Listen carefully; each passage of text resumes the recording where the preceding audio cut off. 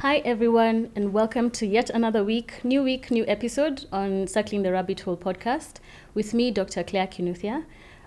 This week I'm having a conversation that's near and dear to my heart because it is quite literally my bread and butter. It's what I do. I am here primarily, even the reason for the podcast being is the fact that I am a medical doctor. And at the moment, unfortunately, with the system in which we work here in Kenya, it feels like medical doctors are under siege. So I thought it's important for us to sort of humanize and demystify the issues around the current doctor strike or recent doctor strike, depending on when this goes out, as well as the issues that long-term issues that are ailing our healthcare system. And I feel I did really well to represent many, what are they called? Generations of healthcare providers in this room today. I have very familiar faces to most of you because, again, another beautiful thing that I'm enjoying seeing is doctors stepping out of hiding behind our desks and our lab coats and standing in front of cameras and speaking, educating the public, taking up our responsibility. It's a responsibility. It's part of the oath to educate the public and those around us, especially to do with our health. On this podcast, it's usually specifically targeted towards sexual, reproductive, and related mental health. But I feel like this falls there because as your providers, none of those areas can be well covered if we are also not okay. So as is tradition on this podcast, I will turn to my guests and ask them one by one to introduce themselves, tell us what they do. Dr. Rain, your tagline is usually fabulous, so I'll start with you. Wow, the rest I was going to say ladies first. Practice hours. So I guess now that means I have to say the tagline. I'm Dr. Rain, aka the hip hop doctor, aka the pediatrician with biceps. But in the hospital corridors, I'm known as Dr. Mwendwa. I'm a pediatrician. And then the other hats fall into the hip hop doctor. I'm an artist. I'm a creative. Let me just stop at there today. There are many hats. Dr. Hope? Thanks for the introduction. I'm Dr. Hope. I'm not new to the podcast, but I am a health advocate and a health promoter. And I don't have a tagline, but I say I'm here for a healthier you. So happy to be here. There's the tagline right there. You have it. There you go. Really coined it. And then Dr. Diana. In fact, I'll say Dr. Diana and everyone will be like, that's her real name. Diana. So Dr. Diana Justice, but on social media I go by The Wandering Doctor. So I'm a medical doctor, internet creative or an influencer, and I'm also an entrepreneur. So, and a baker too. So I think we are all here. We just wear many hats. Exactly, we have many hats, yes. Which is a fantastic thing to see for doctors, because traditionally we were always supposed to be just a doctor. You have no other interest. You have to suppress. If you have any creative side, I know for sure, like in my training, I had to suppress my creative side. It's now that I'm sort of exploring it a bit more. But I also love that there's been that shift, that it's more acceptable, or rather, we're taking up the space. Whether it's acceptable or not. Exactly. Because we know the reality qua ground. When we go back into those hospital corridors, it's a different scenario altogether. But just for context, because we'll start by a little bit of storytelling so that guys can understand why we're truly here. For your undergrad training, maybe just give me a quick round of the year you graduated undergrad. Dr. Diana? Graduated 2019, November. Okay. 2019 as well. Right, okay. Gosh. Making me feel old, Claire, the way I'm really trying to look Age at. is just but a number. Graduated. Imagine me. You can't even talk about me. Imagine me. Graduated late 2011, undergrad. Okay. Well, guess when I graduated. When did you graduate? I graduated undergrad 2008. Wow.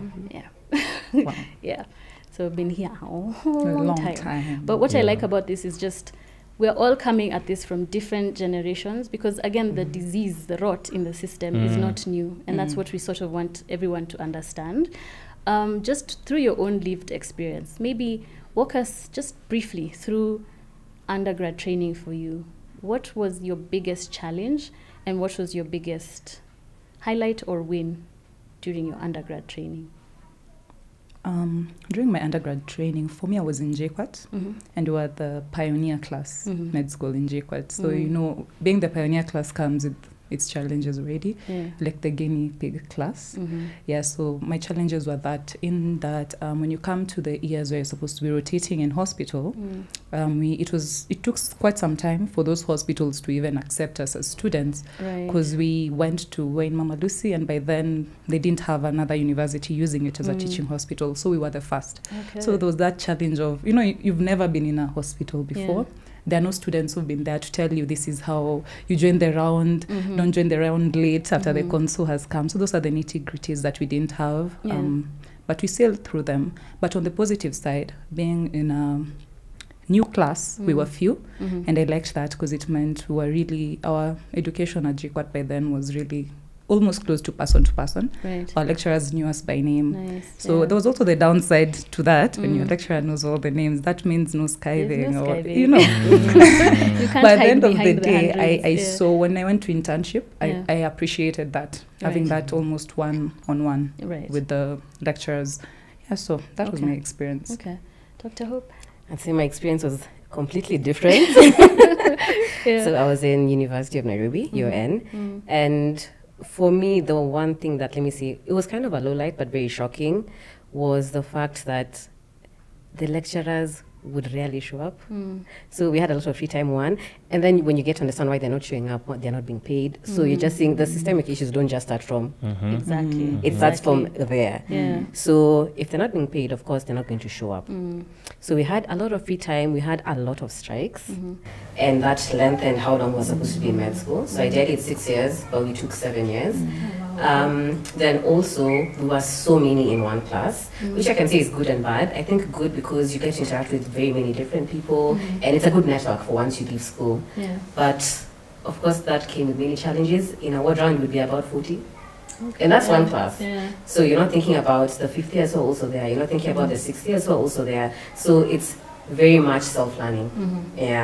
So I'd say that the lecturers, they tried as much as they could, but I feel like that part they could really do better. And I think one highlight was just getting to understand. I think growing up, we used to hear all these stories about, public hospitals are not the best. They don't even do anything. They neglect patients. But I think working there, you actually get to see that they're working with what they have.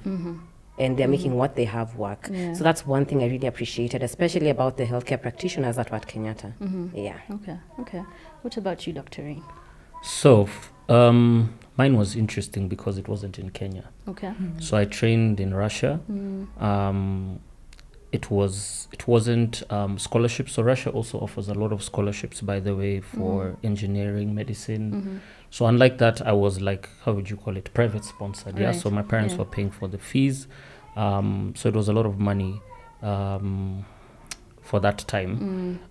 So for me, it was just make sure you don't F up, because it comes with a lot of pressure. Yeah, it comes with that pressure. So it came with that pressure. I would say med school, like any other place, the common thing was that the constant expectation to deliver excellence, because you're in a field where you really can't afford to make like a mistake, because if you do make a mistake, you'll mess up. So the lecturers were always like, you have to really make sure that you commit to learning and everything like that. But at the same time, I'm grateful. Though I came to get this PTSD later in the Kenyan system, I was grateful we didn't have that authoritative teaching that I've seen when I was when I was a resident in KNH, University of Nairobi. So we never had lecturers like putting you down and stuff like that. If you fail, yes, they tell you fail, and you know, or if you don't do your homework or you don't put in the work and read your anatomy, read this, you are going to fail and not make it through med school. So other than the cold weather of minus 40s, that's the thing though. How did you survive that? And being black in a in a predominantly white country, I can't really complain about my undergrad medical honestly. Okay. I think I was privileged. I was exposed to a lot of different cultures. Like she was saying, because this was like they were offering medicine to foreign students, our classes were relatively small. So we did have that one-on-one education. So I believe I got a really good experience. Okay, so for me specifically, mine was in Nairobi, and back then it was a 5-year program, so it was super intense from day one. But I feel like our challenges at the time, in as much as we were also a bigger class because the parallel system had been newly introduced relatively, it was bigger classes, but attention to detail was there. Like the training was so rigorous. I don't remember ever being idle. We never.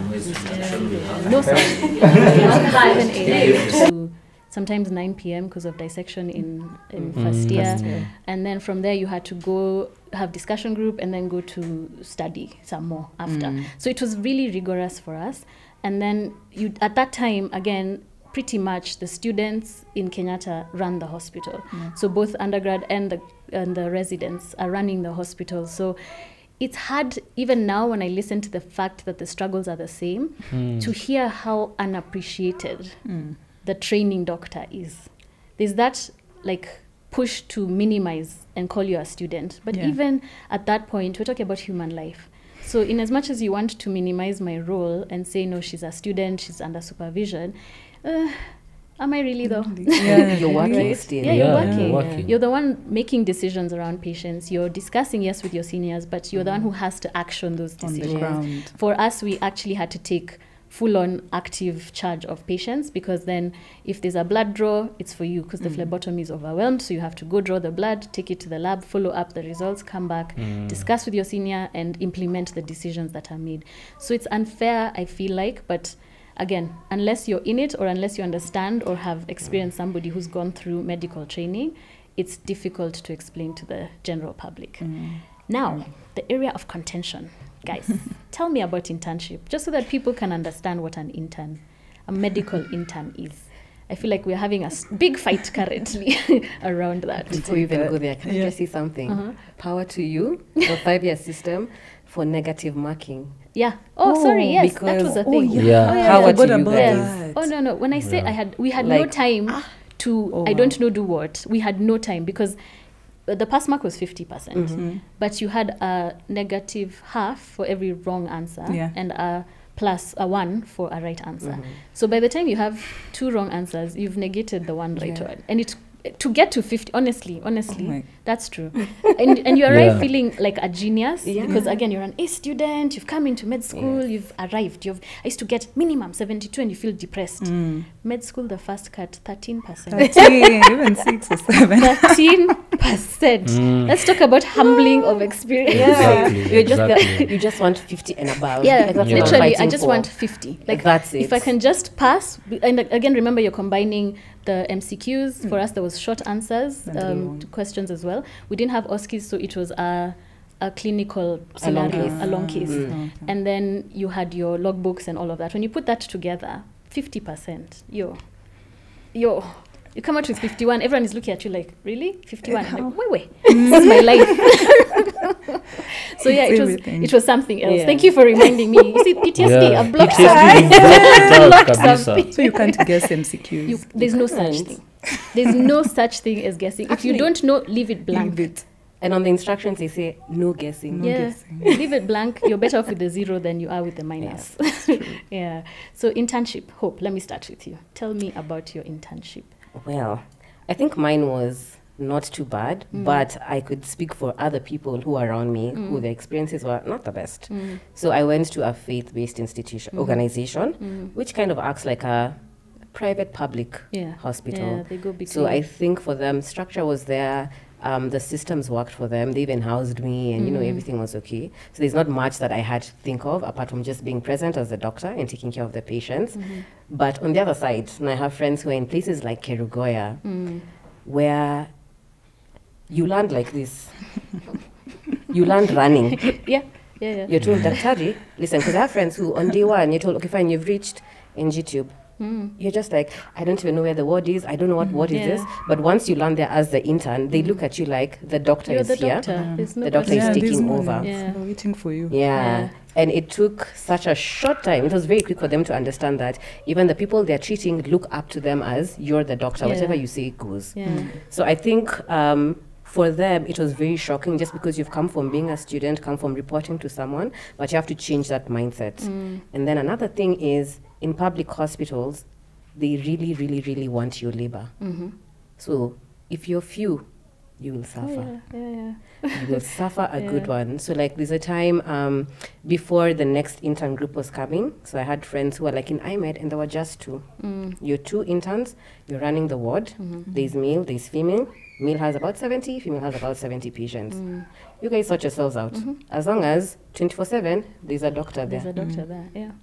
So you're literally working every day plus night. Yeah. That's more than 40 hours a week.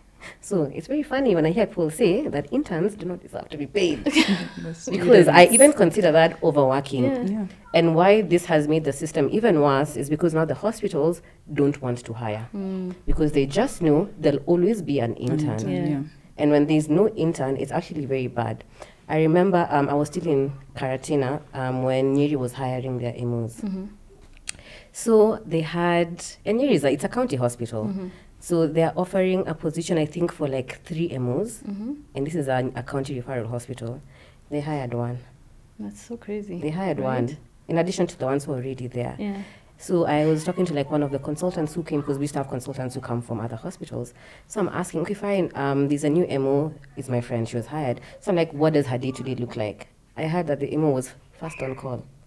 That's crazy. I was like, MO. The MO is first on call. How? He said the interns haven't reported yet. So I'm like, so what sense does it make for you guys to be understaffed while you can hire and people's lives are at stake here? Because what we used to see in internship is people die when they don't really have to. You die because of there's no full hemogram.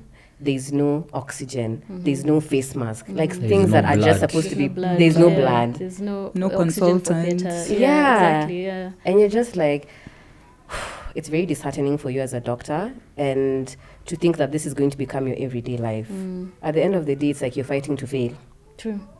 So it wasn't very encouraging. You're coming into a system that expects you to hold it on your shoulders, but it's already broken.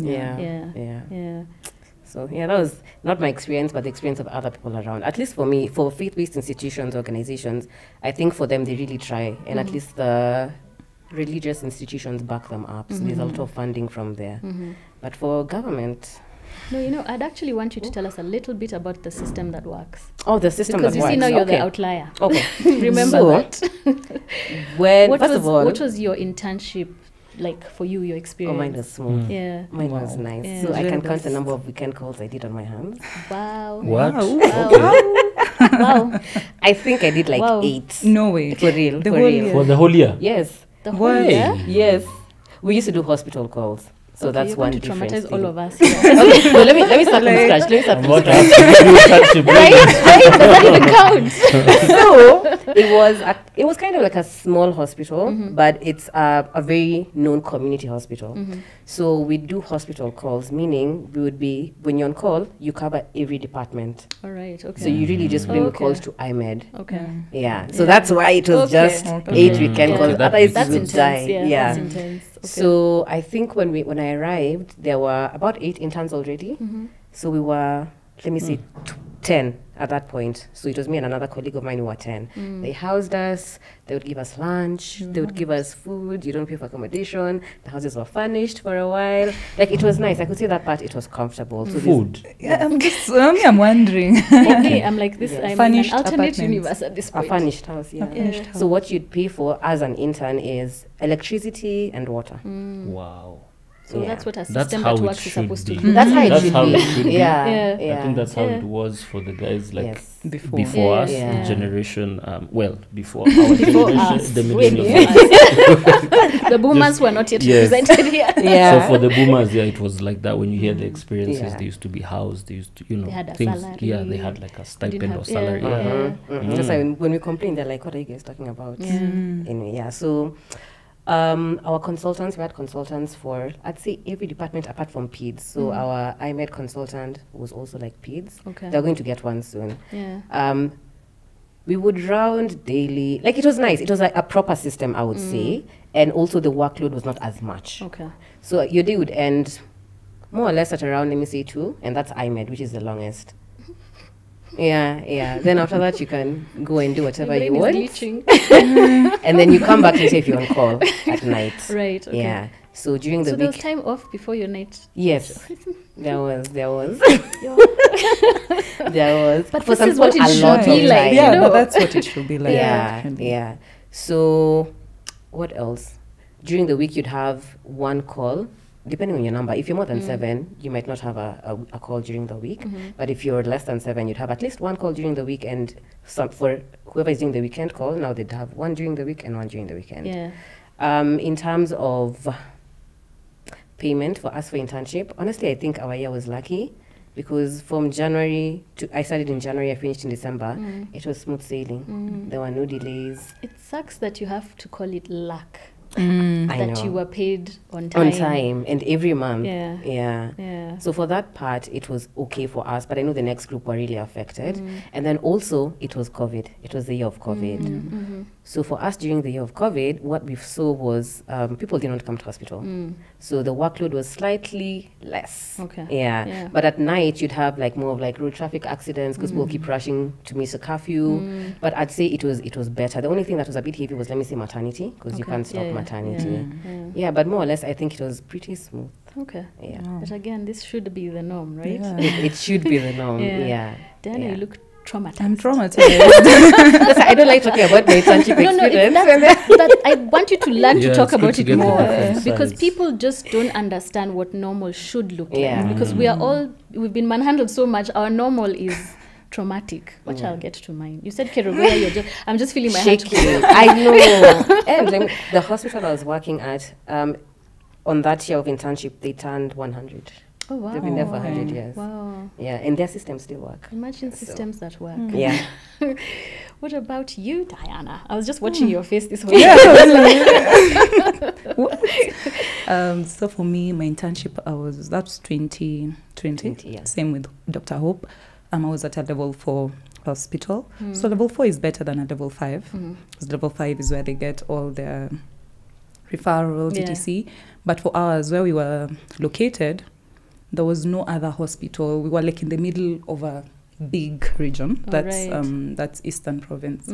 Yeah, so the next hospital, which is Machakos level 5, was too far. So we were serving both Nairobi and part of Machakos County. Yeah. So our internship was meant to be smooth, but for that it didn't quite become like that because people would come from Mama Lucy Kibaki, because you know Kangundo Road. So we are getting patients all the way from Mama Lucy. So our referral was very, very... Anyway, my first day I landed and I was on call and I got 3 RTAs. I'm not lying. And the nurses and everyone was just like Daktari, tell us. looking at me. So what do we do? You're in charge. So Daktari would do, there's a head injury there, there's a multiple fractures here, someone's unconscious, GCS. I'm like, and guess what? We only had 3 MOs in the whole hospital. One in maths and Surg.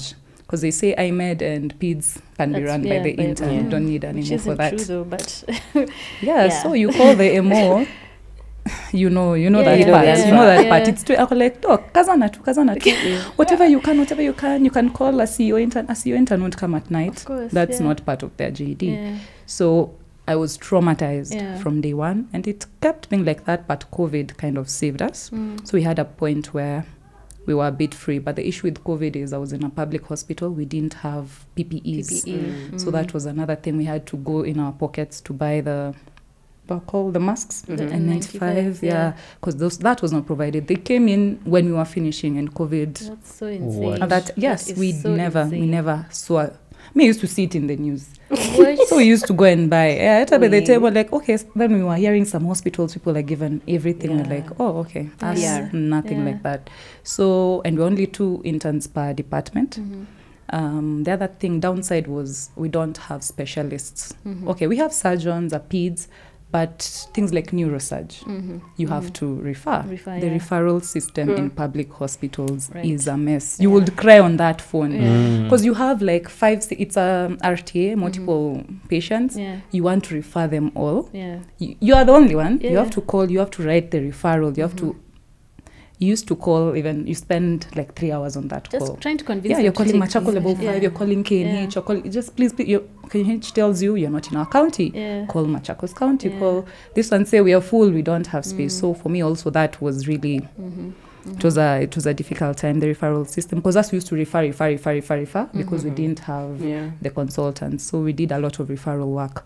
Again, mod rounds, you're only 2. So for us, weekend calls were not like you. We had fewer weekends. So us used to can't do count how many weekends we have. So that's the thing. You do this week, Monday to Friday. The next week, no mingine, then you switch. So we used to have only like 2 weekends off. It's COVID, you can't go home. Wait, what do you mean Monday to Friday? Yeah, Monday to Friday. Because, you're left to... Yeah, you're left to choose how you'd best like it. Some people used to do 3 days, then 3 days. In fact, most it's people you to say choose. just die. Just die, then rest. And then have the weekend rest. But there's a person who will take a lighter load that week, but they're on the full weekend. Yeah, that's ridiculous. But good thing it wasn't a hospital call. It's a departmental, but still, when you're in maternity that week, you will call. Actually, according to labor laws, that should not work. Yeah, but what is labor law? That's the whoever thing. is supposed to be listening. That's the contention. So I don't where know. labor law comes in and where the calling comes in terms of medical practice. But again, at that time, you're from med school, you have so much zeal and sight. That's true. And I don't know what it is about. You feel like you want to do it all. You want to also like prove yourself. And everyone around you is already doubting you. I don't know if you experienced it even as a chick, as a lady. For us, for sure. And we were in a very chauvinistic hospital. So as a lady, we had to work extra hard. So I can't count the number of C-sections I did. We really did them. I collapsed in one C-section. I think that's my worst internship story. And after that, you're not at you told go home. No rest. And that's the other thing people tend to forget. They think that because you're an intern, you're a student, they don't understand that you perform life-saving procedures such as cesarean sections. And then the privileged in the middle class who have never been to a public hospital will be shocked. This person is doing a CS and he's not an obstetrician gynecologist. So they don't understand just how important having a medical doctor in mashinani, like in that rural area, is life and death for a person. Because if the MO is far away, as the intern you have to start, and it reaches a week, ukifika like week 5, the MO is like, you got this. So unless it's like a 3 previous car, one previous car, they're like, you can just do it. But ideally they should be there with you, but we already know the system. They also have to work in multiple hospitals, etc. So that I had one of the typical internship. But COVID actually saved us. In terms of payment, as Doc said, for a year, we were the last year to have remuneration throughout without issues. At least we had COVID relief, tax relief. 2020 we had COVID relief, tax relief. So in terms of remuneration, but what happened is now the employment post-internship 2021 was bad because it's COVID. Hospitals are reducing the number of staff. Which is no crazy. hospital wants. But so was so many. You're dropping letters everywhere. You don't get a call back. But we'll talk about that. So that was my internship. Rain, what was your experience of internship? I'm still reliving Diana's experience. Especially the time for COVID. I think that's just to hear that, COVID saved us. It's so sad that it took like a pandemic that killed so many people for doctors to get a breather where it was like, don't go to the hospital unless it's really, really severe. At the same time, it's extremely sad to hear how much of the COVID funds were eaten by the good people in government when people like Dr. Diana have no PPE, have to buy their own N95s, risk your life. And I'm just looking back at how many doctors we lost at that time, at that particular time. And the COVID time was crazy because I think that time I was doing residency. I was the deputy chief registrar. So at that time I was fighting UN, I was fighting the department saying, look, if you guys don't have PPE in Kenyatta National Hospital, I was like, guys, there's no way. There's no way you can ask. I remember the time we had a classmate who was admitted. He had chronic morbid condition. He was, residency or old. He was almost 40. He was almost 40, and he was in ICU. Oh, no. So I was like, you can't make me in charge of residents and then tell me that you're not going to provide PPE. Yeah. You know, and at this point, you know how it is in residency. It's they use that master's degree to say, look, if you don't go to those wards, none of you are getting your degree exactly and becoming specialists. So it's usually a catch-22 situation. And yeah, man, poleni for that. It's ridiculous to think you can go to work and you have a virus out there killing people. Us Africans didn't have vaccines at the time. We're just watching the West give out vaccines as we get leftovers that are about to expire, and still you don't take it seriously. And you're still expected to show up. Exactly. So that's, I just wanted to add that before I lose my you know, chain of thought. Or is it train of thought? Whichever. So internship, I did my internship in the largest hospital in East Africa. That was Kenyatta National Hospital. I had requested to be posted in Nairobi because my mother, or nearby, had that time they were doing something called balloting. I don't know if they still do it. No, they don't do it anymore. No, it's different. But they still call it balloting, but it's totally different. So number one was like, apparently nobody ever chooses KNH. Now I understand why I was taken. So I chose KNH, I chose Machakos, and I chose Thika because I felt these were the closest to Nairobi. But anyway, I got to Kenyatta National Hospital, and wow, it's... On the plus side, this is the referral hospital, So ideally, this should be the place where you're equipped. To learn, So I was and the place to learn. The variety of cases of patients who come in is wide. Exactly, and there was everybody. You had consultants, all the specialists, subspecialists. You had residents that you could always ask and things like that. But you just felt like a errand boy as an intern at Kenyatta National Hospital because. I remember my surgery skills were close to minimum. I think I never did a CS on my own. I did scrubbing. I did get good registrars who are willing to take the internship, though they have a logbook to fill in and they have, you know. So the registrars there usually used to have their own things to do. So you can't compete doing a CS, or you can't do a CS as an MO intern in a place where there's at least there's a resident in obstetrics gynecology. There's so many obstetric gynecologists. So it was really a different experience for me. It was the hardest. My hardest was in peds because you get all the referrals, all of them. And by the time they come in, that time we still didn't have the rotavirus vaccines. So a lot of our deaths was, hypovolemic shock, dehydration, those and pretty now much leading preventable. Preventable diseases, vaccines are out there. Thank God our seniors really advocated for the rota vaccine, which is now part of the national program. But I remember my first call in pediatrics, I lost 5 babies in one night. And then you go home and you ask yourself, are you really qualified as a doctor? So I had a lot of those questions playing in my head. But then eventually, after the PTSD and seeing all the death and being worked to death, because I remember in peds, that's why I'm like, hey, 8 calls. It used to be a 4-day system. Day 1 is admission day, and you're there. Day 2 is post-admission round, and you should be there. So day 1, on admission, you cover the whole night. So you're there from 6 to 6 in the morning. Then you do the post-admission ward round in the ward, together with the registrars and whoever else is there, the consultant.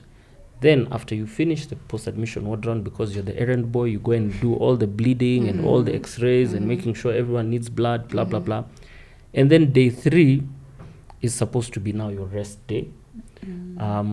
So now after probably 2 days, you've gone home.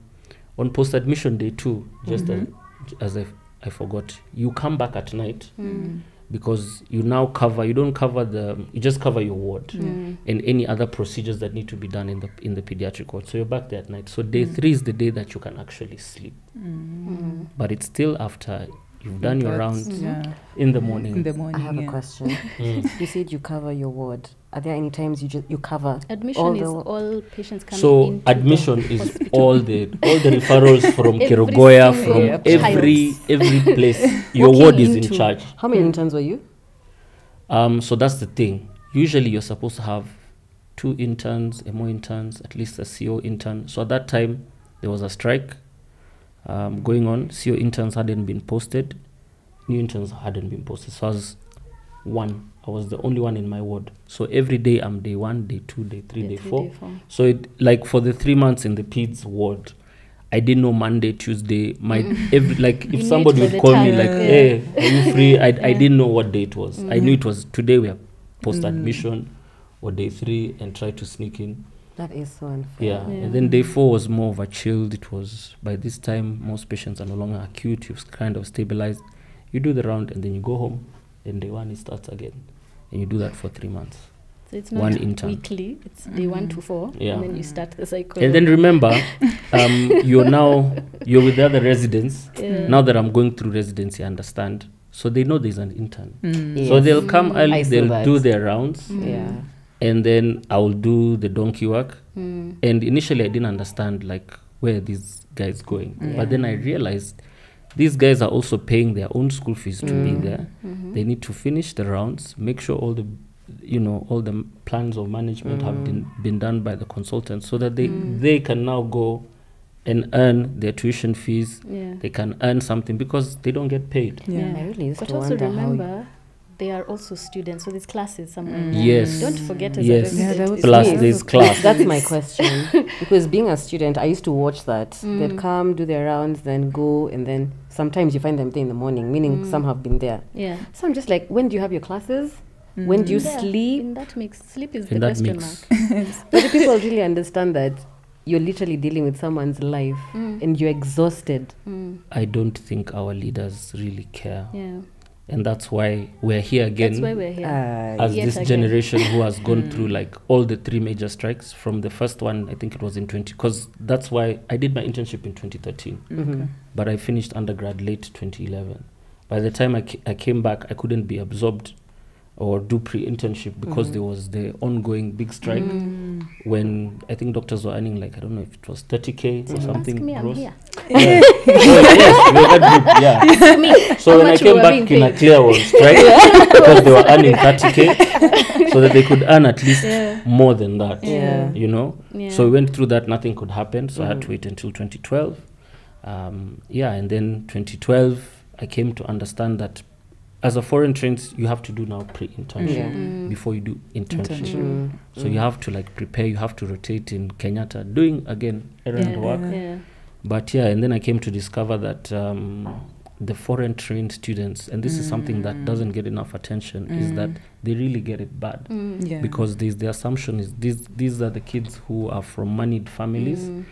And in the medical board, there are certain people who will not make sure you don't pass until you grease a couple of hands.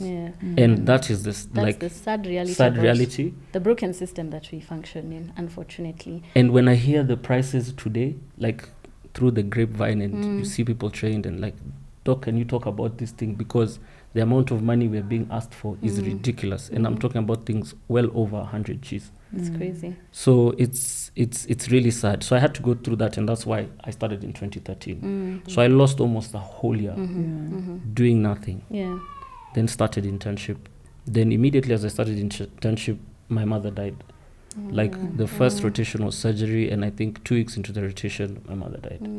But I must give props to the people in the surgical department. They were very supportive. But it also, I never managed to grieve my mother. So I got what's called delayed grief from my therapist, because I was so focused on, look, I've gotten this opportunity to do internship and I need to finish. I don't have time right now to start dealing with death and grief, and I need to finish internship because of the way I've already now acclimatized to the system and how it works, and authoritative consultants, and it's either you do this or you don't. So internship for me was a roller coaster. But somehow, some way, we finished. PTSD, of course. Deep. But that's you've brought up a very important point: the human cost to training as a medical doctor. You're overwhelmed. I don't remember how many weddings I missed, how many funerals I missed, how many nephews and nieces I couldn't go to the births or the birthdays, or so many things that you lose out on socially because you have to show up at your work. And like you said, it's internal. That system is internalized to the point where you're the one who'll go. Because you can't afford lag behind or be left behind or fall behind in the system. You will have to, literally you'll be like, okay, I'm sorry, I can't make it to your wedding because if I miss this night shift, it's a wrap. And I can't afford a whole nother year because of just one. As in, like, let's just understand each other. So you end up in such a compromised situation with your family, with your friends. You have to start again from scratch. I feel like, especially once now you're a bit more settled in your career, that's when you'll be seeking out, like, delayed growing up. The stages of adulting are delayed for doctors. From socialization to finances, because again, remember we're coming from a system where, okay, internship, hey, let me put it into perspective for you. Tell us about your experience. Hey, before I forget,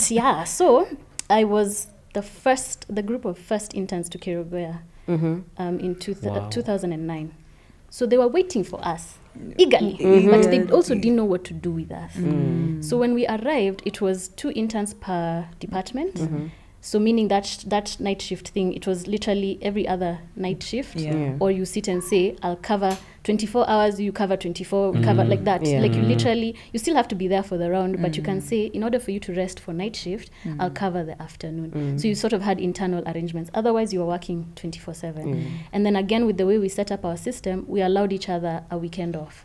So I'll die this weekend, you take yours off, you come and cover, at least I get a weekend. Otherwise, you'd still be doing a day off, one day on, one day off. And then, so we arrived, and like I said, nobody knew what to do with us. So the MOs, this was their very first batch of interns, they took off entirely, completely. I can imagine. And if you look at where Kerogoya is, it sits, again, Eastern Central. It sits somewhere, it's not too sure where it belongs. Like, you're supposed to refer to Nyeri, but Embu is closer. Those borders. So those county borders will be the difference between a patient making it to that hospital. Because it would make more sense to send to Embu. But if I call there, they're like, you're not in our county, so you have to send to Nyeri. Nyeri will call and say, we don't have blood. Theatre is not working last 2 weeks. So it's a back and forth. So you're begging for your patient's life. For the begging. True. And then the facility, there was bare minimum in terms of equipment. We made do with what we had, literally. I remember splinting a patient once with a door. We took down a door, and you throw an axe at it to cut, to splint to get them to the next referral, because the surgeon is also MIA over the weekends. Anyway, the way the system works, and again, like you said, it comes top bottom. If you're not paying doctors at a certain level, they have to, you're human with a family. You have to go make an income somewhere. But that means you'll abandon your station. You know, that's what is being used against doctors. You know, the consultants are never here. They're never there. They're never there. So but ask why. Exactly, ask why. What in the system has failed to ensure that they have to run around making another income in order to survive. And so we felt the brunt of it. We had 3 weeks to learn what a CS is and how to do it. 3 weeks. With no third week resources. No, third week onwards, by the way. You're on your own. You're on your own. Usually the consultant that's has taught you. The MO is sure now you can do them. It's not, if you did the first one with someone, the second one under supervision, the third one, you're on your own. So if we had, for us, our consultant was very keen. So he made sure at least 3 weeks. But from there, I know exactly how many CSs I did because I was traumatized for each and every one. And there were situations where I was the anesthetist. And then the gynae, and the ped as well. Girls, make sure the baby is stable, and then hand over now to, because you had your scrub nurse, the runner is, if you have an anesthetist, that's who your runner is as well. Like resources, human resources as well as equipment was dire.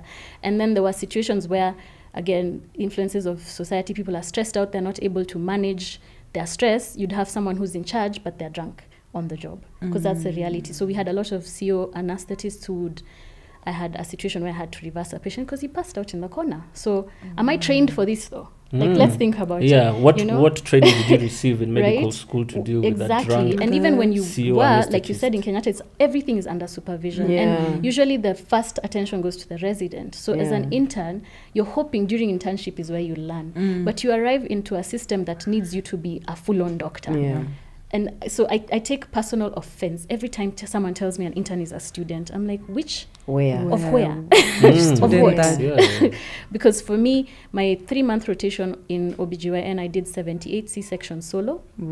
And God knows how many normal deliveries. Like I lost count. I can do, and this is why I think I gravitated towards OBGYN. By the time I was done with internship, I could do an episiotomy in my sleep. I can do a vacuum without thinking about it, forceps, those things.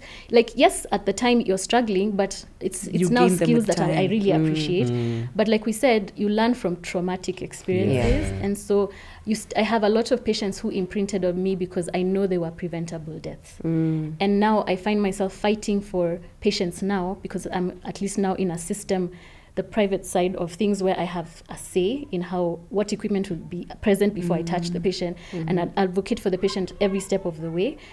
But I can appreciate that I do that because I'm still traumatized at the one I lost because of that very same situation. Because again, obs-gyn is pretty 1%. It's pretty repeatable experiences, right?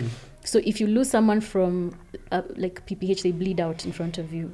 I'll walk into a delivery and I want to see the PPH tray. I want to make sure everything I need for resuscitation is present way in advance, because I have to advocate for the patient and also for mine and their safety.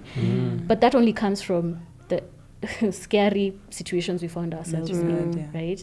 I remember being told to reduce a hip tray, and I looked at them. I'm like, have you looked at me physically? At least now I've no. Physically at that time I was like this big, So then you're like, so we have this patient. The surgeon is not available till Monday. You can't have a patient in distress. I'm like, okay, so now I reduced the hip. How? Wow. I recruited everyone. The watchies, the who, and now I'm training. Can you imagine? Yeah, training there's a way others. to do it. Yeah. You just don't. You have to train them how to do it, to help you do it, because physically and these are the limitations people don't talk about, and so I feel like that's the reason why the public does not fully understand, because every time we fight for the system to be improved, we are put down as money hungry. Yes. It's always about money. Listen, I did my internship. Our salary at the time was 30,000 shillings, which didn't pay for anything. In fact, I survived by the grace of the people of Kerogoya. I still have to shout them up, love those people to death, because I'd walk into the soko and they're like, Daktari, kuja. And you get pretty much everything. You're given potatoes, you're like, it's just me, gosh. Do I start a side hustle? And people were so generous, and that's what helped us survive, because otherwise there's no food in the hospital. I don't have time to cook, nor do I have time for or resources to go buy the food in the market. So if it wasn't for the village, and that time there was a respect for doctors, the village looking after you and supporting you. You were the kubwas of the village, because it was you, the bankers and the lawyers. Because Kenya was in a village. Just to add on. To add on to that important thing of the perspective of the doctor and the ones who think we're money hungry, you find that the ones in Mashinani, the ones in the grassroots, the ones who get to experience a real doctor and not a clinical officer, or not a qualified doctor, you're held in very high regard, because they see your efforts. They see that the hospital is not equipped. They see that you're genuinely out there. They see you all the time, be it emergency. They see you fighting for them. So I got that experience in Lamu as well, where it was like they bring you see somebody in the clinic, you know that it's a sugar problem, you come check their sugar after like 2 weeks and it's controlled. Good thing you used to get potatoes. I used to get prawns. So nice. Get squid and calamari and all that. Nice. Yeah, some will bring you dates and things like that. Then you find that it's the ones in the middle class, the ones who are fooled by, employment that gives them a medical cover, not knowing that this medical cover, the day the insurance just hits that fine print, they're going to look at you. Then you realize, I don't have 100,000 deposits to be admitted to this private hospital on my own. The insurance is not covered. Then they go to the public hospital. That's when they realize the situation. So a lot of it, where they think we're greedy and things like that, it's because they've never experienced a public hospital. So there's that privilege that comes, and then we get painted as these money-hungry people. Yeah. And it's funny you mentioned that we were on strike. We were literally the very first doctors since maybe the 70s to go on strike. And for us, the issues at the time were equip the hospital. I work now after internship, you're posted, because for us then it was still a smooth transition. You're posted somewhere as an MO, as a medical officer, and you'd find yourself in a space where you're still being paid that intern salary. You're the only one there. But now, yes, I'm a qualified doctor, medical doctor and surgeon, but you've put me in a facility without theatre. So then I'm reduced to clerk, still back clerk, to referring. refer. See the patient, start begging for room in another hospital. And again, it's because of the failure in the system. It's not that I don't want to do my work. I actually can't. So then I sit there long enough and ask myself, okay, so I'm sitting, manning a desk and earning peanuts. Of course, I'm going to have to find another job. And where you go, it ends up being a private facility, so you have a little bit extra pay, and now their systems are working. So of course, you give it your all. So this misrepresentation that the doctors don't want to work in public, they're running off to work in private. Remember, there's literally no work that can be done without the equipment, without the rest of the human resource, because you can't also work as a doctor on your own. If I'm in a theater where my scrub nurse is the only one I have, who is running for us? Who is bringing us what we need? What happens then? So I'll have to unscrub and rescrub. What are we doing? In fact, I used to be set up. Kirugaya was special. In order for you to have a runner, you'd be set up so that you are the surgeon and the scrub nurse. I did all these C-sections I'm describing. I was solo, me and the patient. You're the one who you clean, you drape. In fact, they'll help you drape, and then they'll take off. They'll wear the sterile gloves, grab the drips from the other side, take them off, and then now run. So when I need a stitch, they open it for me, because otherwise, how are we functioning? So when the baby comes out, talk about retraction. Nini. And if PPH starts there properly, and the baby needs Fundal resuscitation. And maybe the baby needs resuscitation and the mother is bleeding. So. I'm telling you, we were magicians, as far as I'm concerned. And the government, and the government will preach how they're delivering healthcare. Yet in a private system, you have all the equipment, you have a pediatrician on standby, you have the obstetrician gynecologist, you have all the scrub nurses, you have assistants who will make sure that, CSD and everything, infection control is in order. It's crazy. It's Madness. you can have crazy. 2 sets of everything. In fact, you become fussy. You've seen us in theater. I'm not going to scrub until you bring me XYZ. Well, like now we have privilege of experience. But if you put, honestly, with that kind of foundation, if you put me back in that space, I will do everything, because it's still imprinted in there. I don't want to, but because of the way you forced us, it's unfair to then sit and listen to people say, no, greedy medics, hungry doctors, we're greedy for everything. And yet half the time people go on strike in medicine, it's for the system. It's not just about pay. But I also don't want to minimize pay, because we've also, our training really, what's the word for it? There's a forced humility that comes with medical training, that it's bad to ask for what is due to you. Like, I'm sorry, hang on. But at the end of the day, you need to be compensated for the work you've done. I don't know any other sector or industry where people it's a right to work without pay. It's a right to also protest. It's this facade. This thing called, I really have a problem with the Hippocratic Oath. It's that Hippocratic Oath keeps being used. So because of the Hippocratic Oath, we can't go on strike. And you see, the thing is, before these strikes come, it's not like these union leaders or whichever leaders haven't sat down on and on and on. We're talking about the same thing. First, we are prideful. It just comes with the training. We have egos the size of, let's just call it what it is. So by the time you see me on the street, we've done everything we could. We've done all the negotiations that we could in the spaces that we were supposed to, until you find that nobody's listening, or we are being turned away, or we're actually being lied to. Because for me, our time used to be lied to. You go back to hospital, then if nothing happens. But even with the oath, the oath says you owe it to the patient. How are you going to treat the patient if you don't have anything? Exactly. So that was my point. It makes no point for doctors to take a Hippocratic oath if the government and the leadership that is responsible for a strong healthcare system, if the hospitals don't have some form of oath. Because if they decide not to equip the hospitals, they decide not to get the right human resource, and the leaders decide not to budget for healthcare, then you throw it back to the doctor saying, but you guys took a Hippocratic oath. I'm sorry, rent is not paid with Hippocratic oath. School fees is not paid with Hippocratic oath. Exactly. So it's... But even then, I'll even go as far as to say, remember, the oath is to do no harm. Exactly. If I'm agreeing to be stationed in a facility where I put your life at risk, I'm doing harm. Am I not doing harm? So what is the argument here? And then on Twitter last week, someone, when we went onto the streets, someone quoted my tweet and said, "You're not scared to be called a heckler."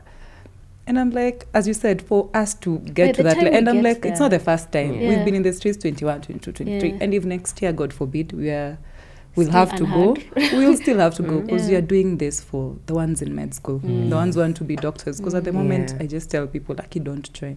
But you know, there are people who are already in the system, so what happens to them? We have to fight for them. Exactly. So, and I'm glad that it's good to see also protest. Well, it's good and bad at the same time. Because I don't see how 2008 you're striking, as guys, the 2017. Yeah, there was 2013 strike. Yeah. There was one in 2017 for 100 days. Now you guys, so it's like, it's so sad that I'm seeing the next alphas coming through.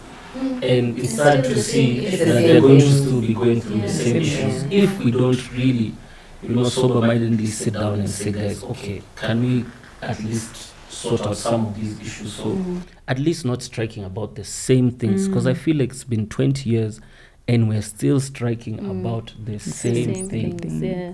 I think I saw something somewhere that it talked about a society. If a society does not prioritize health as a public good, then there'll never be progress. Because if you all just think that, this is what I think the leaders think, I can go to Nairobi Hospital, to India, all the private ones, all the Indias, but health is a public good. When you're fixing the health system, you're thinking about the last user, which is the common mwananchi. But you see, for them, they're not going to think about that. Then they're going to think that I have access. So for the common mwananchi to actually get the access to healthcare, one, they'll need the healthcare practitioners, which is us and the CEOs and the nurses and all these other people. You'll need a properly functioning facility. Of which Diana said one facility was having I don't know how many counties. That's already ridiculous. I mean, let's talk about how many patients share beds in hospital. Is that even sanitary? No. So I think the rot is so far in. This is just one part that we're fighting for, and it's very valid, but there's still so much more that we have to do in terms of just creating awareness on what exactly the problem is and how do we come out of that situation. Because at the end of the day, it still feels that, you see 2011 or 2011 the strike, 2016 again, now again, and people still look at the money hungry thing, but you ask, did you read the CBA? They didn't read the CBA. The CBA was improve the health system so that your health matters as much as my health matters. Exactly. So I think there are just so many issues. I think the government just has a more superior communications and PR platform than the doctors. I would give them that, and that's why they've managed to sway the public into thinking that all doctors want is just more money, because that's what seems to be the highlight every time. They don't look at it as the impact, the positive impact that what you're fighting, equipping the healthcare system, equipping hospitals, will just lead to such better, dignified healthcare. So I think we should also, it's good that social media has come in place. I think that has really helped us really demystify and break down the lies that government propaganda systems usually feed Kenya. True. I have a question for you guys. When it comes to the hoodwinking that I witness, we've always had NHIF, the National Health Insurance Fund. Then we started talking about universal healthcare. But again, if you think about these systems, they can only exist when everything is working, from human resource to equipment to the facilities to then education of the public, because a lot of medicine is preventive, we don't wait for the curative phase. So there should also be like public platforms to educate people on how to prevent, lifestyle diseases, diabetes, hypertension, sexual reproductive health, and all of those. So again, that should still fall under the system that it should be your expectation as a Kenyan, that I will get education on my health and I will get facilities to help me when I'm unwell. And then now it's changing so that we have to pay more, because now it's the social health insurance fund. And given how NHIF failed because of corruption, because again, I call it as it is, guys. It was we don't cover. So you'll come back and tell me I have a calling. Let me use my calling. Given that we've seen NHIF accredited facilities, you had to bribe to become accredited. Once you were the facility, you take in patients. Patients are not allowed to pay beyond a certain amount, like 300 bob or something. But you still have to give them care and then wait for reimbursement, which doesn't come. Because now we got to a point where NHIF is being phased out without paying so many facilities, so many providers. Is this still a solve? Because now the promise is we are paying more, we are taking more from you, so that even when you need international healthcare, You just need a pre-approval. Even when your doctor wants to do whichever state of the art, you just need approval. And because you're paying more, you'll be able to have access to more. What are your thoughts? So for me, what I think we do a lot in this country is we take on ideas from other functioning societies and we try and see how they can fit into what is already existing. But we don't sit down to think, okay, fine, what steps did they take to actually make this system work? So for me, I think NHIF, and I've experienced this firsthand, was a very good idea. It works, especially in Mashinani, it works and it works properly. I don't know what happens here, but in Mashinani it works properly. The corruption was very unfortunate because very many people suffered from that. But now, when they brought about UHC, I love UHC so much, I love the thought of it. The thought of it is strengthening primary health care, which is the basis of health. You strengthen primary health care, and then now the social health insurance fund can cater for the more specialized and the more chronic conditions. But again, if NHIF already had a problem, what makes us think that they have sorted that short and it won't happen again? Because they've already proven that we can't trust them with our taxes.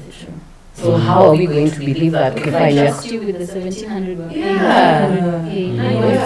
20, 30K. And then now, SHIF is for everyone. You know, NHIF, some people are not paying. Now they want to make it mandatory, meaning the pool of funds is more. You already showed what you can do with less. Me, I don't know if we are supposed to trust you with more. With more, right. However much you say it's for the right reasons. The idea, an idea is very good, but how you implement the idea says a lot. Right.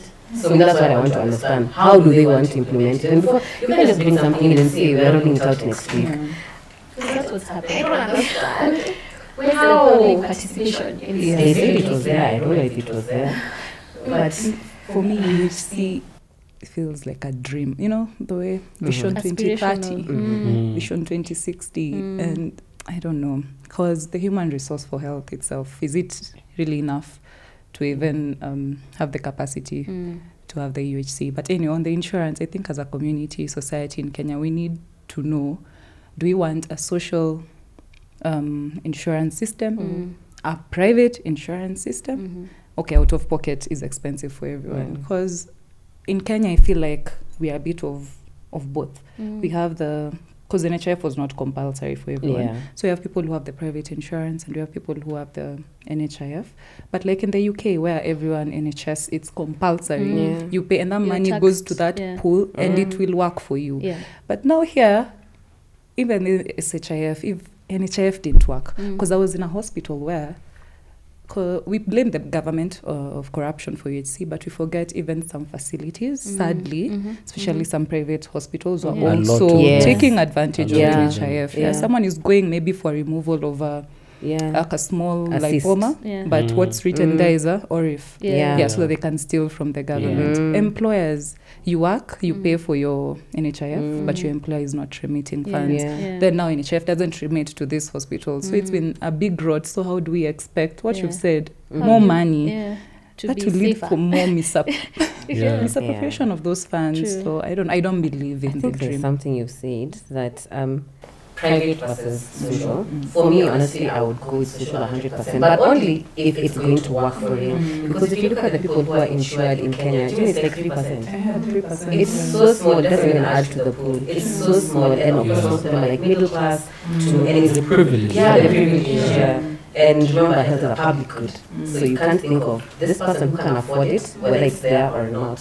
Think about the person down there, the person who can't even afford the transport to go to the hospital. And also remember, private insurance is still a business. Because I now sit in the space where I am pre-authorizing with private insurances in order to look after the privileged Kenyans. And even then, it's a bargaining. I'm fighting for my patient because yes, you know, you come in with confidence. Daktari, I have 2 million insurance. When I call them, they're like, for this procedure, we'll only cover 200. And the question becomes, Daktari, will you take 20K? Because that's what we have on offer for you. So it's not that the system is working, even for you in the private, covered by private insurance, because there's a failed national system. The rot seeps into the private. Exactly. The same thing applies with if you work in a private hospital. If you're refusing to pay doctors in the public sector, we learn from that. And so now as an employer in a private hospital, how much am I willing to pay my intern? Will I pay my intern? Will I pay my doctors? Because here, I know here at least you're coming for some coins, so I can negotiate you down because what other choice do you have? You're desperate. Exactly. So now we're being pushed into a corner in both directions, and both systems will suffer. There's also shortcuts, and again, I'm speaking now because I've sat in both worlds, the public versus the private. We sit in a space where, because the system is not, things are not accessible in the public system, you're forced to go into private and lean into insurance or harambes. I say Kenyans pay for health probably 4 times because you pay NHIF, you pay your private insurance, or your employer is paying for that insurance. Then you come and we all raise for you harambe because still somehow that's not enough to cover your health. And then you still out of pocket as a family have to reach in and pay. So all this is because the system is so fragmented, and we've allowed the rot to sit and become normal. No one comes to push back. Like, I always have to talk to patients and say, you're the one who's being provided a service. Until you come and call them out, until you come and say, excuse me, I expect better for what I'm paying. The system doesn't change. So again, we learn from the government. So because this surgery is not available in government, me as the private hospital provider, I can mark up everything, take the cheapest equipment, the cheapest resources, employ the cheapest human resource as well, and then the markup for me is where I make my money. Stuff as minimum as possible. So then you coming in with your privilege thinking, I've come to XYZ hospital, I'm safe. I promise you, with that one nurse ratio to 500 of you, you're not safe. You're not okay. So even if you do have insurance, I feel like we're so hoodwinked as now the middle and upper class Kenyan that you don't understand that the rot now comes into the system that you have access to. Another thing I hear a lot from people in general, not just even my own patients, is healthcare in Kenya is expensive. Who is it expensive to? Because you're not paying the doctors. So who is making it expensive? Have we asked that question? Why is it cheaper to go to India for healthcare and not here? Exactly. To have a procedure. Something. It explains a part of it. So what has happened, especially in Kenya, is a high spend on healthcare because of 2 major reasons. One, lack of trust in the healthcare practitioners. So people will literally sit waiting for their condition to worsen until you can't do anything else. That's when you go to hospital. Then of course, number 2 is the markups. People want to go to, you don't want to go to your nearest healthcare facility. You want to go to the one that's big, the one that you think will have everything. Of course, you'll pay more there. So 2 reasons. And I was just trying to read kidogo just about this. This study was done by World Bank. So they're trying to understand, okay, fine, why is there such a high spend on healthcare? Not only in Kenya, but in African countries. And those are the 2 common things that they found. So it's either you're waiting too long, or you don't trust your local facility. You want to go far. That's why I was saying I really love the idea of UHC. Because UHC will empower all levels of healthcare. But we lose. The thing is, the idea is the idea. I said I love the idea. How they're implementing it is where the question. I hope it can be. But the idea of it, honestly, is very good, especially for a society that doesn't have enough funds. We say we are a poor country, but we don't behave like a poor country. Exactly. Yeah. That's true.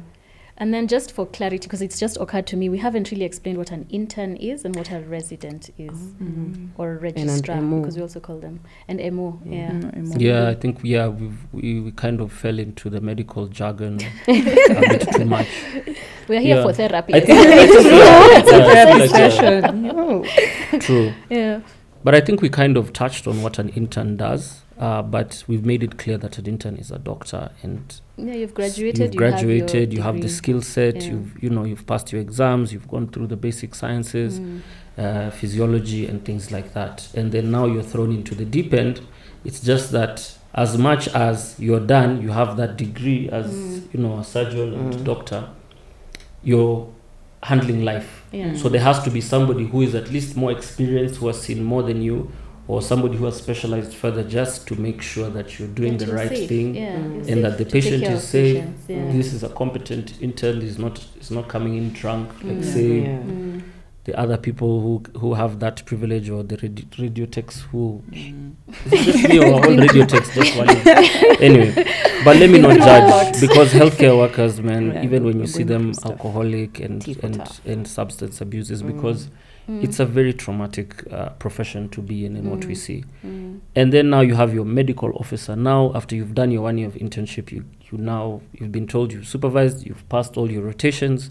Now you're a licensed doctor. You get a license from the medical council. And then this means you can practice.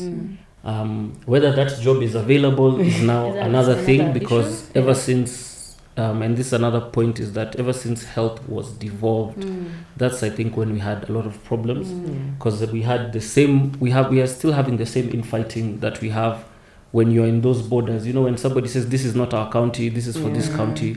So now we're having a situation where it's like, no, this is national, this is county. Health is devolved into county. You guys sort out that stuff. We don't have your money because it's under national. And then Ministry of Health will say, we don't know, it's with Treasury, the usual. So that devolution, the pluses, yes, they have been there, but at the same time, it's just been chaotic ever since devolution. And I feel like because we still have a system where, in order for doctors, because as a national government, you know where the need is. So we still have that requirement that for me to have doctors in every single facility around this country, I need to have a hawk-eye view. I can't be in my county and just simply say, I'll speak up for this county. Because unfortunately, that's another window for corruption from what we've seen. Because now, to become a doctor in a county, you pay the same bribe that you pay in police or in any other system. Like you actually have to bribe someone to get a job, which is ridiculous. I also found out that, you see, because we do fee for service, meaning you'd pay a certain fee to the hospital. So previously the hospitals would use that small fee at least for upkeep, but now it goes to the county. And bringing it back is another challenge. So I'm like, how are they running? How are you running this facility? Again, for counties, leading it to drive. Tribe. There's the money, the nepotism. but the nepotism. They look at your middle name. So then among you with the middle name, who has the money to come in? With my Atieno, I tell you a funny story. I apply in where? It won't happen. I have a funny story. So I applied for an MO position in Nyeri County. And I was like, language barrier and all those things. But then now a colleague was like, no, just apply. You know, you're that 30% that they have to hire from, like, outside their tribe. I was like, why is that a thing? Just hire based on merit. I don't understand why that's a problem. And not just that, you need doctors. Because for the first time now we have unemployed doctors, jobless doctors sitting at home in a country that can't afford the healthcare to falter. In fact, we are at the point where if you I try and wrap my head around the fact that a doctor can be jobless, and yet patients go to hospital and there's no one to look after them. I can't reconcile the idea. It's not that there's no work. It's not that they don't want to work. You've refused to place them. Or I didn't have the money to, or the right name to facilitate this job in this county. It's a mess. And until it's cleaned up, we're just going to keep seeing it getting worse and worse. And adding money, fueling that fire, is not necessarily the solve. I think what the government has done with the devolution of healthcare is that we were never enough in the first place. Even right now, if you hire every single healthcare worker from doctor, nurse, clinical officer, or whoever, we still don't meet the WHO staffing ratios. So what has happened is we have deliberately created a situation where we have so many unemployed healthcare workers, nurses, doctors, not that we don't need them, but because simply you guys have refused to prioritize and hire them. So now it looks like we're churning out all these doctors, because now the narrative is like you guys have too many schools of medicine and you're just churning out doctors and doctors. For all these doctors. But it's actually, for the past 20 years, you're not doing what you're supposed to do. And then it looks like we have all this many doctors, many nurses, so now you're packaging it in a way that, we have so many of them unemployed and we don't have money, let's send them to Saudi Arabia. Let's open a nursing training and examination center here in Nairobi so that they can ship out to US easier. Let the doctors go look for jobs outside. But yes, if you do that, who is going to left to treat you guys? I saw someone arguing, especially because now, as a gynecologist, I pay attention to our news even more. But someone was arguing that there's so many gynecologists. Why are we still insisting on training them? But the numbers are, we are 700 to what's the population of Kenya now? 50 million around. What is that 1-to-1? Let's talk about it. Like, how many patients is just me sitting here? How many patients am I representing? And then you've created, again, bottlenecks where I can only work where I have the equipment and the personnel Yes. in the big towns. Yeah. But you want to make it seem like Claire doesn't want to work in Out there. Yeah. XYZ. Yeah. I mean, by the honestly, the village life. It's So so nice. nice. If you And give me a cheap. facility that works, Yeah. I don't need to be in the city. Guys, me, I worked in Lamu. That was like the best. Right. You know how much people It's pay so just to go affordable. to Lamu. Right? On holiday. You know, on holiday, and you're You're there. just there. Yeah. On I a would daily. literally leave the hospital. It would be crazy. You'd be alone, but you'd live there and you just go and walk towards the jetty and walk towards the seafront. Yeah. Hear the waves and you're calm. And you calm down. Yeah. Exactly. You know, I would never have touched Yeah. Nairobi Yeah. had the basics been provided, had the right promotions be done, Yeah. had proper like working hours be put in place, Yeah. had they hired True. specialists. Because when I was working in Lamu, there was no obstetrician gynecologist, there was no surgeon. Yeah. It was us. Yeah. As a medical officer, you were You were the highest level. Yeah. Yeah. So when you get a road trip, when you have an appendicitis, it's you. Yeah. When you have an emergency CS, you have, you know, a prolonged labor or obstructed labor, it's you. In PEDS, you have a birth If they come at the same patient, time, diarrhea, it's you it's times you. two. Road traffic or boat accident, it's you. Yeah. And you're the only one. Yeah. Love it. It's crazy. Yeah. So the system is broken, Yeah. and that one I feel like will sound like a broken record if we keep going. But at saying least that. maybe we've dipped a toe into explaining why we are back on the streets, what doctors are actually pushing for, what healthcare workers are trying to get everyone else to sort of understand and help you understand why it directly involves you. You should be paying attention to what is happening with the healthcare system. You said, I'd want us to, because again, we can talk forever. We shall probably have a part 2. But I'd want us to wind up by, this is the fun one. Please, each one of you, find your camera. Speak to the young person thinking about training in medicine now in Kenya, the young person already training in Kenya, and the young doctors on the streets now. Speak to them because you've been there. You've been in their shoes. What advice would you have? Because again, yes, the system is rotten inside out. We've just highlighted the many, many different ways. But, you know, in the space of where you can't use it as a negative, it's a calling. If you are called to medicine, You are called. You are called. if it's in your soul, if it's your Yeah. person, we don't want to completely break you. Yeah. So speak a little bit of encouragement, some advice. What would you say to them? Also realistically, because you do know the situation on the ground. What advice do you have for younger us watching today? For them, I'd say the system is broken, as you've said, but don't let it suck you up. Don't let it put you in a very hopeless situation. Because I'm sure the ones in med school now, you're thinking, oh my God. Exactly. Yeah. Maybe they've been looking at our social medias. Yeah. Then now they're seeing the same doctors who normally look, you know, have everything together. We are the ones in the street. So they're like, It's a lie. is this a lie? Is this a It's a con? lie. Yeah. So don't be hopeless. One thing I'd say is invest in yourself. That's what I did. That's how I was able to escape that system. Invest in yourself. What you're good at, it could be in healthcare or not. In healthcare, broaden your skills because now it means everything is competitive. To get that job at Nairobi Hospital, it will be very difficult. So invest in your skills that you have in the hospital setting. But if you have any skills, any passions out of the medical space, don't be scared to go and explore. True. And also say for the ones who are maybe coming into 6th year, almost to their internship, this is your time to start doing your plabs, your SMLEs. Don't be scared to think of going outside also, because now what you see is there's a delayment in posting your internship. You finish your internship, there's also a delay to getting a job. Yeah. So you can use that time to explore outside. Yeah. Do your SMLEs, do your plabs. And don't lose hope. That's all I'll say. There's focus on yourself. We are here. We've not We are died. fighting. Yeah. We are We're also still alive. fighting. We are Hope is fighting. here. Hope is here. Yeah, Hope yeah, is literally. I didn't get that. I got Oh that my God. So I was in my. You are in it. My Sorry. zone. My apologies. Yeah, another thing is take care of your mental health. True. During this time, our mental health tends to go down. Find a community of fellow doctors. You can encourage each other, and which I think the government or the institutions should also focus on our mental health of doctors. Yeah, so focus on your mental health. Don't let this desperation also carry you away. Yeah, that's all I'll say. I like that. What an encouragement. Yeah. Wow. For the person who's thinking about joining med school or becoming a doctor, I would say be certain about it. Like, explore other ideas around it. And if you still feel that you really want to do medicine, then have at it by all means. It's a nice place to be in. It's very fulfilling when it works. So yeah, don't lose hope. Then for someone who's already in med school, what I'd say is, at some point, this was us. In sixth year, you guys now, not sixth year, in 2016, 2017, that strike, where the eye is where we were. We were wondering, oh my gosh, is this how it is outside there? Like, how's it going to be?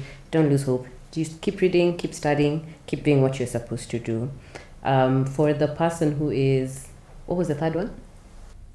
It's just you telling us what you would like to, how you'd like to encourage. And so, the either thinking of training, in training, or has just completed. Has just completed. As Diana said, learn new skills. You will need them, not just for now, even like the current economic climate that we are sitting in right now.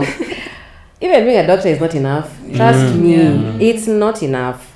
So learn a new skill and maybe 2 or 3 more. It will help you in the future. Yeah. Okay. Rain. Hey. Unfortunately, mine will just be reality check. I know. So, and it's so sad because, like, I think of it like, if I discourage people from becoming doctors, who's going to treat my kid? Who's going to treat us? Yeah, who's going to treat us? Don't even go far. Yeah. You yourself, as a geriatric, soon. Very soon. Don't let these looks fool you. So, I would say, if you're a parent to a kid who is finished high school with amazing grades, don't let them just fall into the narrative of becoming an engineer, a lawyer, a doctor, because the world space has changed. If it's one thing I've realized just traveling around and just Africa and different countries, is that these professions aren't what they used to be.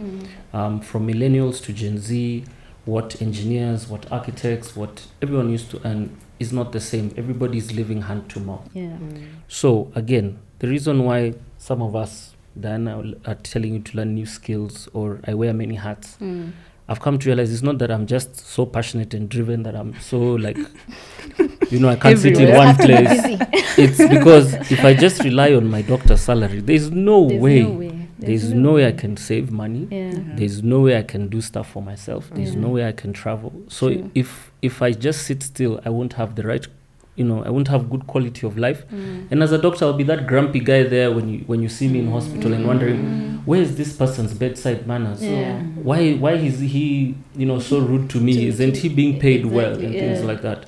So when you get into this space, don't fall for this is a noble thing, and when you're a doctor you'll be paid. And the thing is, us doctors don't look like our problems, unfortunately. That's the thing. We don't want to give you that impression that we are also struggling just like everybody else. But also society puts that pressure on us, remember? Exactly, you're a doctor. You're a doctor and you look like you're struggling. You can't be there in that car, that small car, and you're a doctor. How? So, and there are doctors who make money, I would say. There are doctors who do well, but even those doctors and this is for the guys who are doing residency especially, because there's this notion that once I just do my residency and I become a specialist, I become a ped, I become a neurosurgeon, it changes. I can tell you for a fact that the consultants are still fighting for better pay. Some of your lecturers really don't get paid well, and that's why some of them might not give you the attention, because they're going to look for it elsewhere. And by looking for it means that these people work extremely hard. They don't sleep, they don't see their families, just so they can get, make enough money to take care of, in a dignified way, to still be looked at as dignified doctors. The ones in school and stuff like that, just make sure that this is really what you want to do. Just sit down and have a conversation. Ask yourself, was it because I got an A that I decided to do medicine? That's true. Was it because I thought there was going to be more money? In our days, it was your guaranteed employment.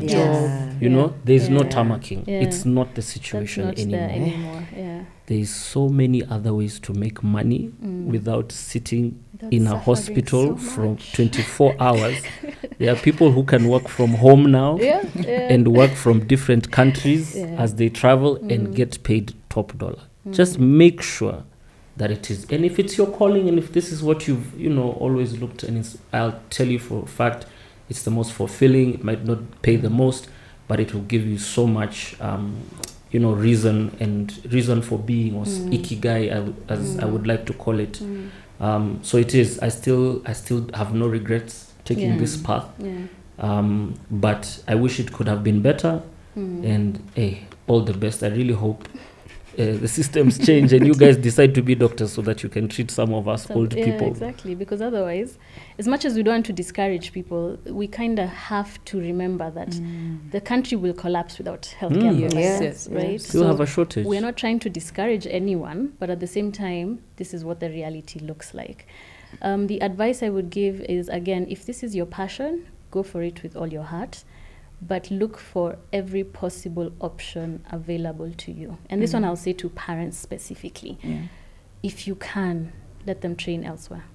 They don't need to suffer. Support them. You can always come back to work in Kenya. You can give back here.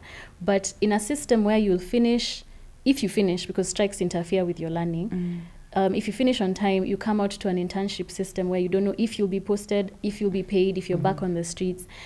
Remember, this is skill-based. What we do is skill-based. You will sit there and not say, you can't say the same person who's had to sit at home for a year now is the same one who, when they were, as in as skilled as they were when they first left school. So again, there's a lot of loss of time as well as loss of skill in that wasting of what we're doing now, running around on the streets and people being jobless. So if you have the ability, at in neighbors, I'm not talking about uko across oceans, at neighboring countries maybe start there. And then once we have fixed, because we'll stay here and fight us, we're not going anywhere, we'll fix the system a bit enough so that you can actually it can be sustainable.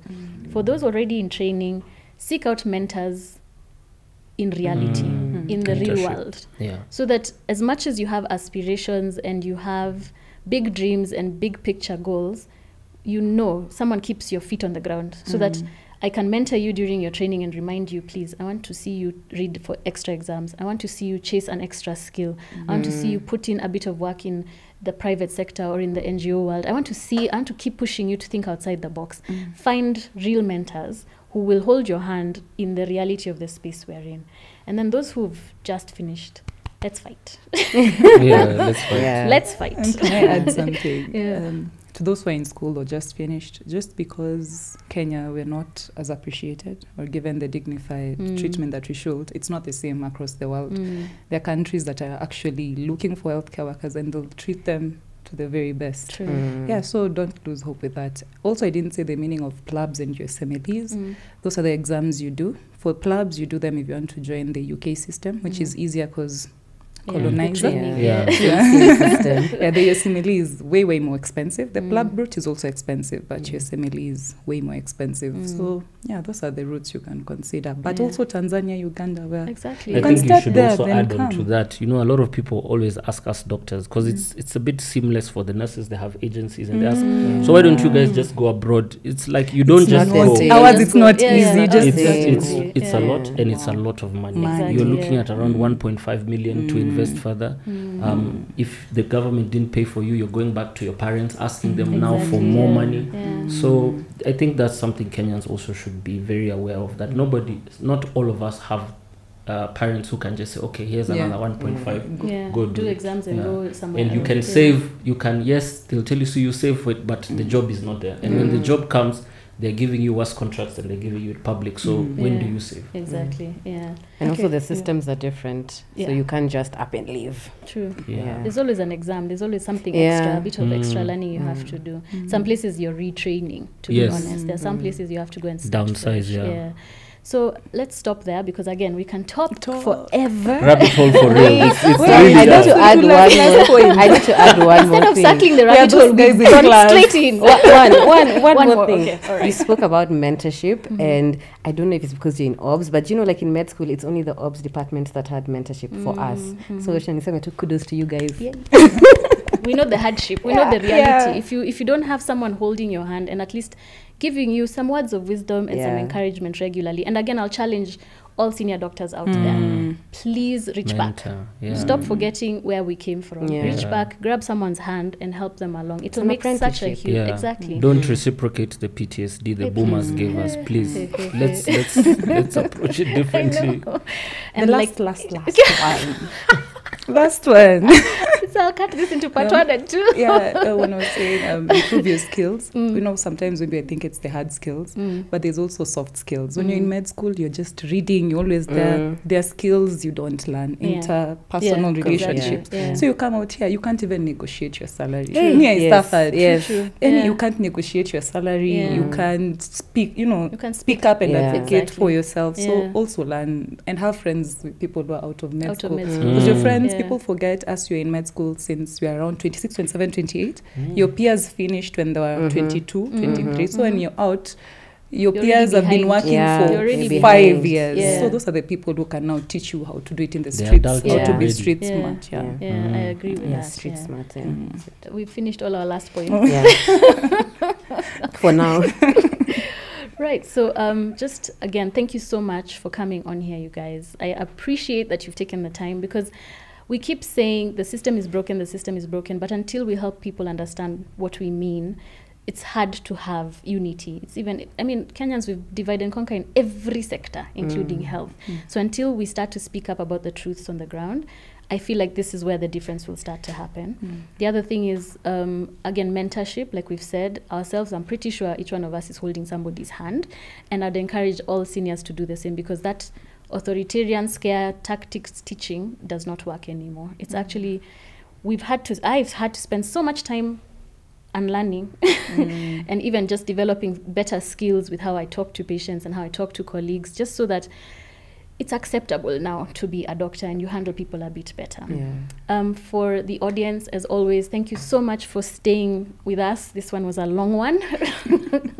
And again, I could easily have a part 2. So if I call you guys again, if the comments and the questions come in heavy, I'll have you guys back on set. We'll be back. But thank you so much for staying tuned in, for listening in, for those who are listening on audio, and for those who are watching on YouTube. Thank you so much for still being with us. Call to action: subscribe, follow, share, comment. DMs are open, email is open, just because a lot of people prefer privacy when it comes to health issues. So reach out. We are reading, we're taking in all the feedback and improving as we go.